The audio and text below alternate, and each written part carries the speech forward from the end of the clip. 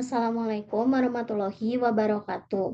Di sini saya izin mempresentasikan materi fitoterapi dasar, salah satunya tentang sistem pencernaan. Sebelumnya izinkan saya memperkenalkan diri. Nama saya Tiara Triandini, NPM 1632243. Judul artikel ilmiah yang saya pilih yaitu khasiat daun jambu biji sebagai anti diare.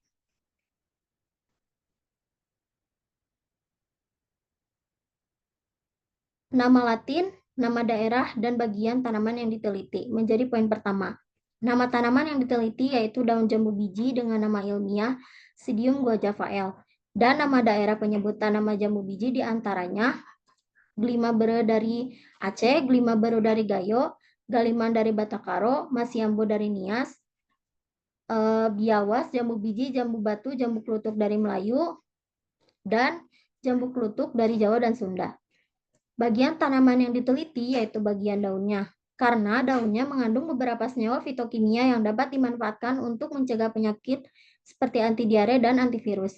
Daun jambu biji mengandung tanin, flavonoid, minyak asidi, dan alkaloid. Tanaman jambu biji, terutama bagian daun, memiliki efektivitas yang tinggi dibandingkan dengan beberapa tanaman lain yang digunakan untuk menghentikan diare.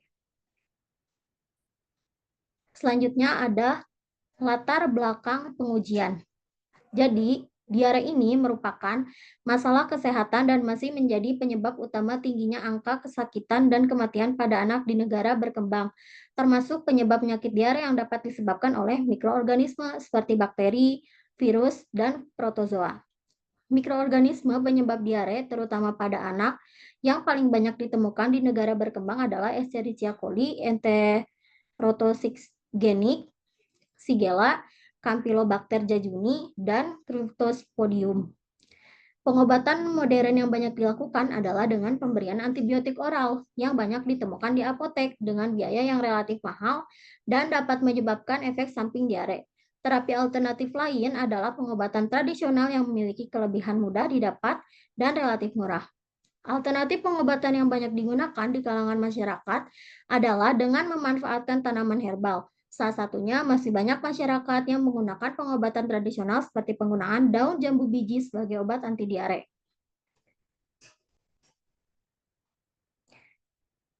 Lalu metode pengujian. Metode penelitiannya adalah literatur review, di mana studi literatur review digunakan untuk menggunakan data atau sumber yang berkaitan dengan daun jambu biji sebagai anti diare.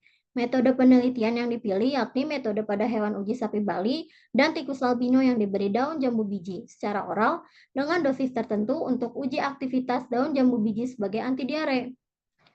Tube dilution method untuk uji sensitivitas kuman dan uji fitokimia daun jambu biji sebagai anti diare. Kemudian ada hasil pengujian. Hasil pengujian yang diperoleh adalah dosis efektif dari daun jambu biji ini untuk pengobatan diare. Pengujian aktivitas daun jambu biji sebagai anti diare dilakukan dengan menggunakan hewan uji, yaitu 6 ekor sapi Bali, dengan membagi kelompok yaitu kelompok P1, P2, dan P3. Masing-masing kelompok terdiri dari 2 ekor sapi diare. Kelompok P1 diberikan kapsul ekstrak daun jambu biji dengan dosis 300 mg per kg BB, kelompok P2 dengan dosis 400 mg per kg BB, dan kelompok P3 dengan dosis 500 mg per kg BB.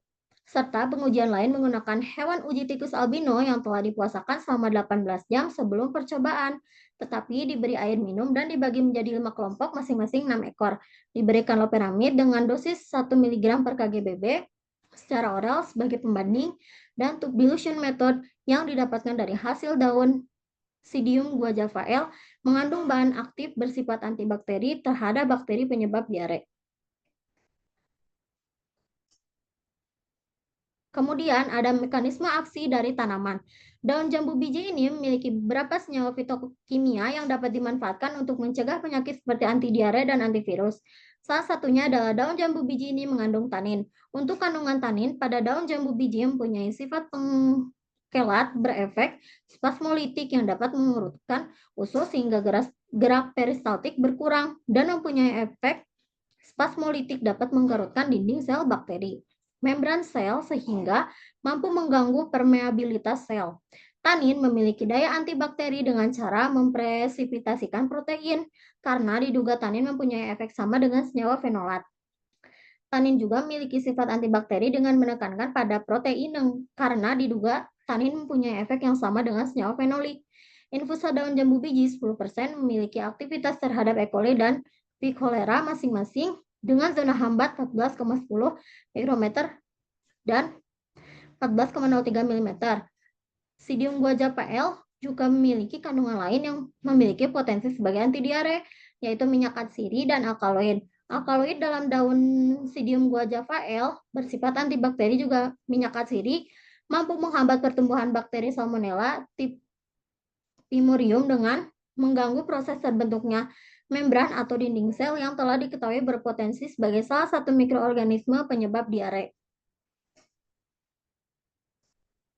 Dari hasil review jurnal yang telah didapatkan kesimpulan daun jambu biji itu memiliki aktivitas anti diare, dan hal ini membenarkan penggunaan tanaman ini sebagai obat herbal melawan diare, di mana mengandung fitokimia tingkat tinggi, terutama tanin dan flavonoid yang bertanggung jawab atas aktivitas anti diare. Hasil yang telah diuji cobakan pada hewan uji adalah kelompok yang diobati dengan 600 mg per kilogram sebanding dengan loperamid, sehingga dapat disimpulkan aktivitas anti diare daun jambu biji itu tergantung pada dosis. Kemudian ini daftar pustaka sebagai acuannya. Sekian, terima kasih presentasi yang telah saya paparkan. Mohon maaf apabila ada kesalahan. Wassalamualaikum warahmatullahi wabarakatuh.